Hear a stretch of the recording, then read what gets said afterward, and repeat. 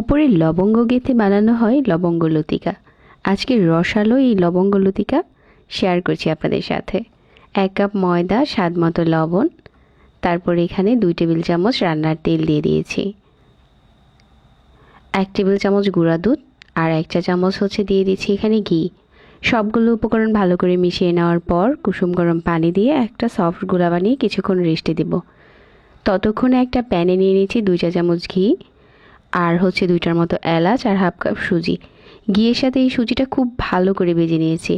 এখন 1/4 কাপ চিনি, 1/4 কাপ গুঁড়া দুধ, আর দিয়ে দিচ্ছি ফ্রেশ কোরানো নারিকেল। অল্প একটু পানি দিয়ে লবঙ্গ লতিকার পুরের জন্য এটা রেডি করে নিচ্ছি।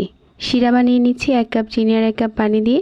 যেই ডোটা প্রথমে বানিয়েছিলাম এখান থেকে এরকম ছোট ছোট রুটি বেলে নিয়েছি, আর মাঝ বরাবর পুরটা দিয়ে সাইড থেকে এভাবে করে মুড়িয়ে দিচ্ছি। তো এভাবেই বানানো হয়ে গেল লবঙ্গ লতিকা। মাঝ বরাবর একটা লবঙ্গ গেঁথে দিয়েছি। সবগুলো বানিয়ে নেওয়ার পর এগুলো এখন আমরা ডুবো তেলে ভেজে নেব। আর এই পর্যায়ে একটা ডিশে নিয়ে উপরে যেই শিরাটা বানিয়েছিলাম ওইটা দিয়ে দিলাম, আর কিছু বাদাম কুচি দিয়ে দিচ্ছি। যাদের মিষ্টি খাবার পছন্দ চাইলে এই লবঙ্গ লতিকাটা বানিয়ে নিতে পারেন।